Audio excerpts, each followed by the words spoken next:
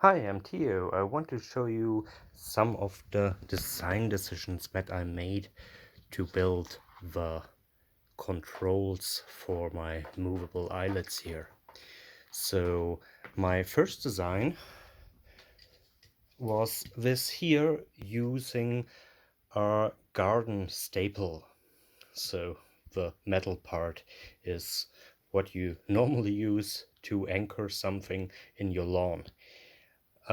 That worked very well, but it was a little bit big and, well, not that easy to operate just with one finger because the other parts were in the way. So I tried to find smaller garden staples like these, and that worked a lot better, easier to have around the finger and easy to operate. Of course, I needed some parts to make sure that these metal parts here will be parallel and not binding on the sliding part. And my first thought was, why not use the same part for both sides and integrate the holes for the Bowden cables and also a hole on the side that makes it easy to get some super glue inside and glue the outer part of the Bowden cable to the plastic. Well, that did work, but it is not that comfortable if you want to use it like that. So I initially tried to make that smoother. This did work, but it created a bugle on the outside, and that's something that could be in the way if the puppeteer has that in front of his chest. So I did not want to create a safety hazard. So the next thing I tried, let's print these things with TPU filament, like this here. So that's flexible filament. That has the downside that it's not that suitable to keep the parts parallel because these can bend. So I had to make this part a little bit thicker and more stable. So the first thing I tried here is just use the sliding part again, but printed in TPU. This worked great, and it is strong enough to make sure that they are stable, and I used a second PLA part here to stabilize the other side. That worked also, but some people wanted to use it like that, and that still did leave the problem that this is not very comfortable.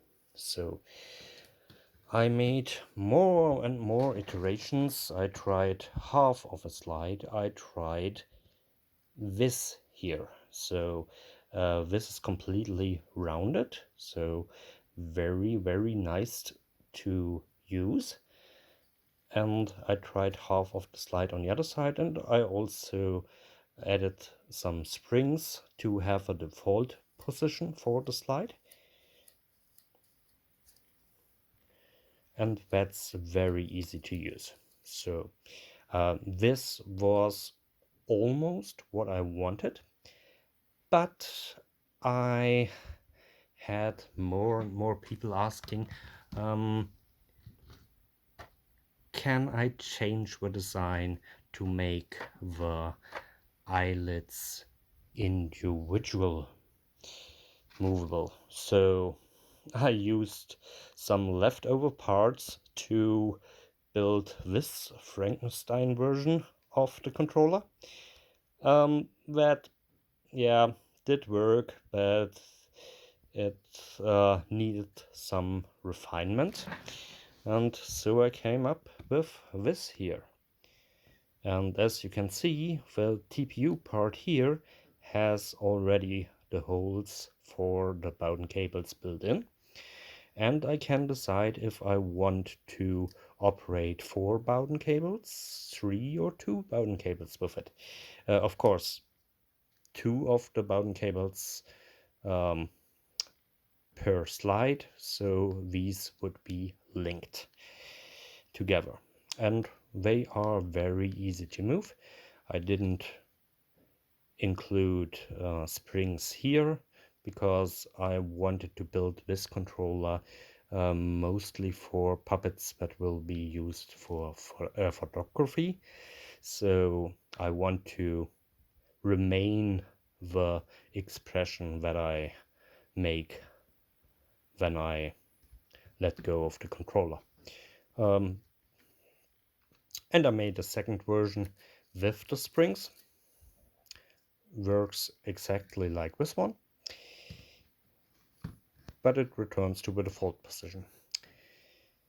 And after that, I tried to improve the slide a little bit. Well, you've seen from the designs before, like here, I did not want to have any protruding parts, but I tried to get away with a little bit of an slider here. So and that worked very well, especially with the TPU part. So the TPU part is a little bit higher on the sides, and that means it doesn't really protrude much. So if you're just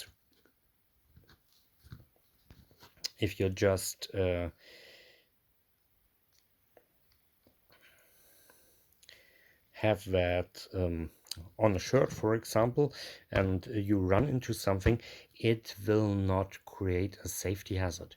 And this also worked very well. So I try to improve that even more, because some people would like to operate the top part. So I changed that again, and now it has 2 of these easily sliding parts here. And I also changed the outer style here. I made a secondary indent so it can be used like this as well. I think this style has most of the advantages of the other controllers, so I will probably release the files for that.